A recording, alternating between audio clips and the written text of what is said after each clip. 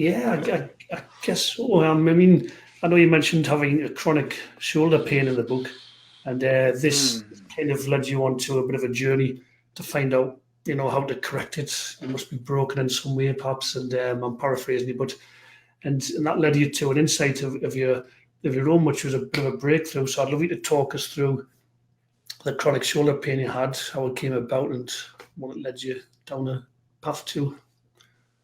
Yeah, well, I was I trained originally as a violinist, and I came to playing violin fairly late, actually, at the grand old age of 9, which it might seem very young, but it's kind of old by professional violinist standards, and for whatever reason, I kind of had got into the habit of hunching my left shoulder to hold the violin.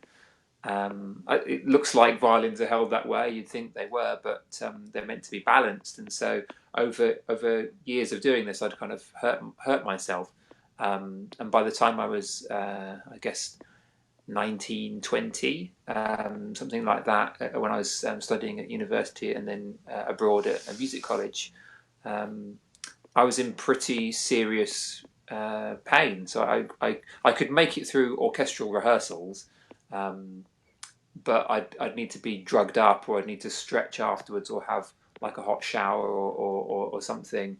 And if I did it for long periods, I'd be in quite bad agony. So really, I could comfortably ish play for about 20 minutes before I'd then be in excruciating pain. And so, because I was in this quite high pressure environment of music college, and wanting to get through the repertoire and all that kind of thing, I it became this huge crusade to fix myself physically. But then all that thinking that I was just talking about, that was the thing that I didn't realize was there. So um, I just got into this daily habit of play for a little bit, rest, stretch, feel bad, then do some more playing. I'd be playing little spurts all the way through.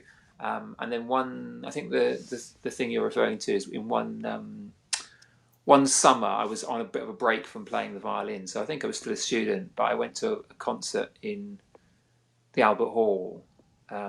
Maxim Vengerov, the Russian violinist, was playing um, Lalo's Symphony Espagnole, which is a fancy violin concerto.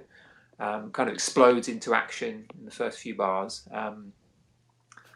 and I was standing in the Albert Hall and I was watching him. And I hadn't played the violin myself for the past probably like 2 or 3 weeks. It was the middle to the end of the summer holidays when the prom concert happened. And I just remember standing there feeling intensely jealous of this guy that had this amazing musical training. He'd played since the age of 3 or something ridiculous, and had a perfect sort of virtuoso career path. And I was just really jealous. And he's playing on the Kreutzer Stradivari, worth crazy amounts of money. And I'm standing in there, and I suddenly found myself in as much pain as I would have been had I actually been playing that concerto myself. And I was standing there, and I was like, "This is horrible." And it was the same kind of sort of self-loathing feeling that I would have after playing the violin myself, and thinking, "Oh, there's something wrong with me because I'm in pain." And then I was like, "Hang on a minute! I haven't touched the violin today. I haven't touched a violin in the last 2 weeks. Um, it can't be the fact that I've gone to this concert that's causing me pain. How can a concert actually cause me pain? I walked into the Albert Hall in no pain at all, or bearable pain, and then suddenly Yeah. something's changed." And I thought, well, what could that be? And it was like, oh my God, it has to be my mind. Something I'm doing psychologically has to be at least part of what's causing my experience of the pain. Um, and at first, I was really annoyed by that, and kind of angry that I could be making something that was already bad physically worse with my mind. But then it became really fascinating to me. And I guess that although I hated that period of being in so much pain on the violin, as a student, I now look back on it and think, actually, that has prompted this whole journey that I've been on, and which ultimately led to the book and stuff. Because I realised that if the mind was capable of increasing the pain, then it must be that that's where the experience of pain was taking place, and that means that it's subjective, and all kinds of other possibilities were open to me that I didn't really realise that I was part of the creating energy of.